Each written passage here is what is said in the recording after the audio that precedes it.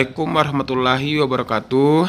Salam sejahtera buat kita semua. Semoga anak-anakku semua dalam keadaan sehat selalu. Baiklah anak-anakku, sekarang kita masuk semester 2 ya. Kita tetap melaksanakan pembelajaran kita. Walaupun kita belum melaksanakan tatap muka sesuai anjuran pemerintah, tapi tidak apa-apa, yang pastinya kamu tetap belajar di rumah ya. Sekarang kita masuk pelajaran keempat, yaitu gerak dasar dalam bela diri pencak silat. Seperti biasa anak-anakku, silakan kamu mencatat di buku catatannya apa yang Pak Mul garis warna kuning. Silakan kamu mencatatnya ya.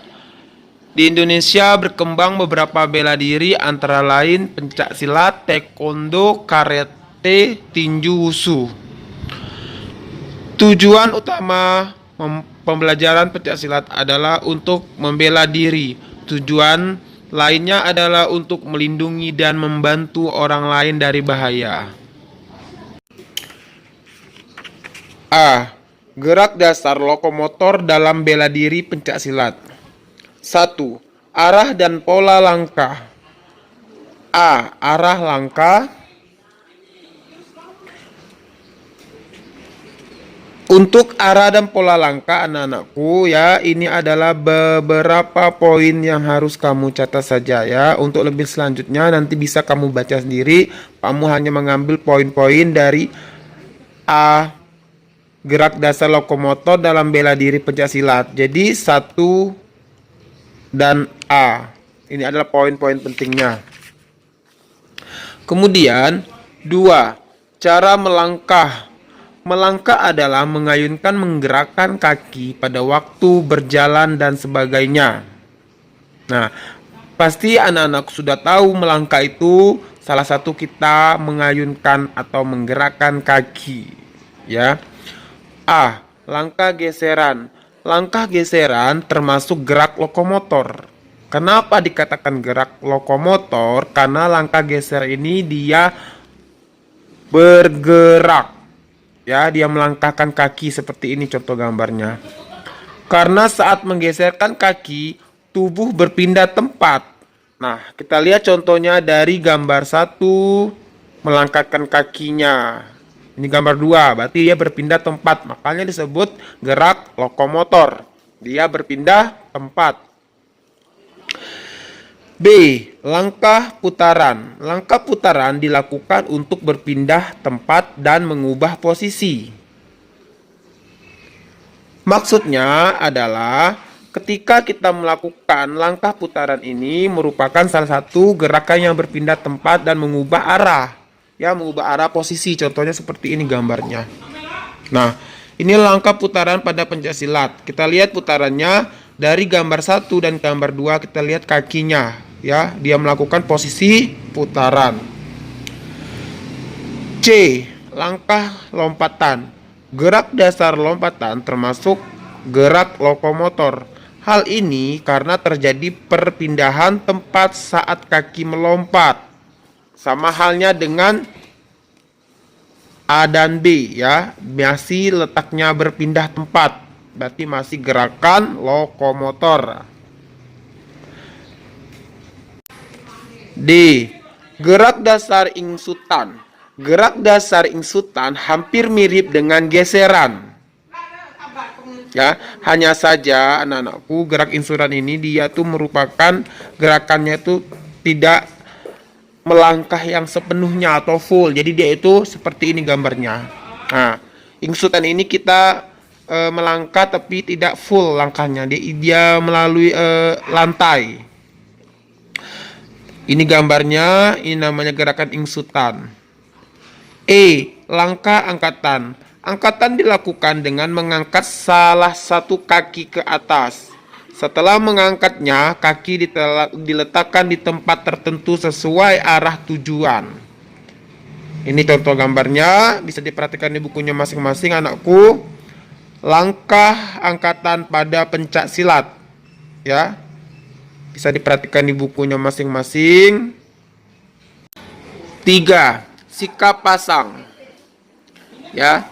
Kalian Catat poin-poin terpenting saja. Ini dapat mulu garis ya berwarnai kuning ya anak-anakku semua. A. Sikap pasang 1, B. Sikap pasang 2, C. Sikap pasang 3. Inilah salah satu sikap pasang pada pencak silat. Ada 3 ya. Selanjutnya kita beralih ke bagian B. Gerak dasar non-lokomotor dalam bela diri pencak silat. Kualitas gerakan dalam pencak silat juga dipengaruhi oleh gerak dasar non-lokomotor. Nah, sekarang kita beralih ke gerak non-lokomotor anak-anakku. Apa itu gerak non-lokomotor? Gerak non-lokomotor itu adalah gerak yang tidak berpindah tempat. Ya, beda halnya dengan gerak lokomotor. Gerak lokomotor adalah gerak yang berpindah tempat. Berarti memindahkan posisi tubuh kita ke tempat lain. Itu gerak lokomotor. Sekarang kita beralih ke gerak non-lokomotor. Artinya kita berdiam diri di tempat, tidak berpindah tubuh ke tempat lain. 1. Kuda-kuda. A. Kuda-kuda depan. B. Kuda-kuda belakang. C. Kuda-kuda tengah. D. Kuda-kuda samping. Jadi anak-anakku, kita ada berbagai macam kuda-kuda. Ada 4 yang harus kita pelajari ya, yaitu kuda-kuda depan, kuda-kuda belakang, kuda-kuda tengah, dan kuda-kuda samping.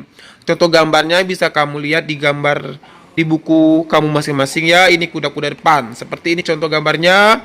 Ini kuda-kuda belakang, berarti kakinya ke belakang. Ini kuda-kuda depan, posisi kita berhadap ke depan. Nah, inilah kuda-kuda samping, ya. 2. Pukulan dan tendangan. Salah satu bentuk belaan adalah serangan. A. Pukulan. Kita belajar pukulan. Serangan yang dilakukan dengan tangan disebut dengan pukulan. Berarti pukulan ini bisa dilakukan pukulan kanan maupun pukulan kiri.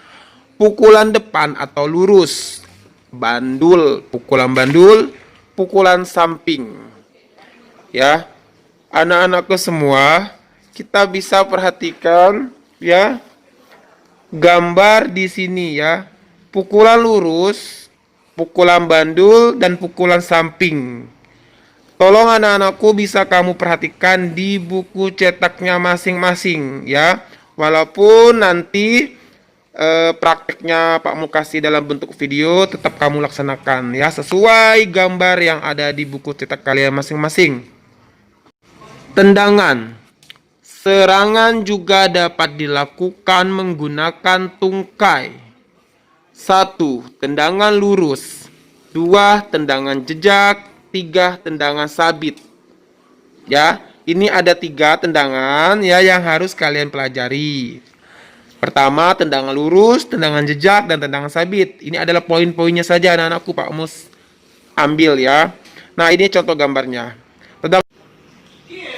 Contoh gambarnya bisa kalian perhatikan di buku cetaknya masing-masing. Tendangan lurus itu menggunakan kaki kanan yang kita angkat lurus ke depan. Kemudian tangan kanannya ke bawah dan tangan kiri ke atas dada. Kemudian tendang jejak. Tendang jejak ini hampir sama dengan tendangan lurus, hanya bedanya dia tidak seperti tendangan lurus yang terlalu tinggi, ya. Posisinya sama, hampir sama. Tendangan jejak sabit. Nah, tendangan jejak sabit ini ya posisinya hampir sama juga, kakinya dilurus. Kemudian kaki kirinya juga ditarik ke belakang, hanya membedakan tendangan sabit ini adalah posisi telapak kakinya miring. Ya, kita perhatikan gambarnya, posisinya itu agak miring, telapak kakinya, Kita perhatikan yang ini. Beda halnya dengan ini, ya, tumitnya ke bawah. Selanjutnya, 3. Mengelak. Mengelak dapat dilakukan dengan cara merendahkan badan atau memiringkan badan ke samping. Mengelak ini artinya anak-anakku, kita mengelak apabila ada musuh yang akan datang ya, atau melakukan serangan, itu namanya mengelak. Kita lihat contoh gambarnya seperti ini, contoh gambarnya ya, gerak mengelak dalam pencak silat. Jadi ketika posisi gambar yang satu ini mau memukul ya orang kedua ini, nah dia ini akan mengelak ke kanan atau ke kiri sesuai tangannya ini posisinya kemana.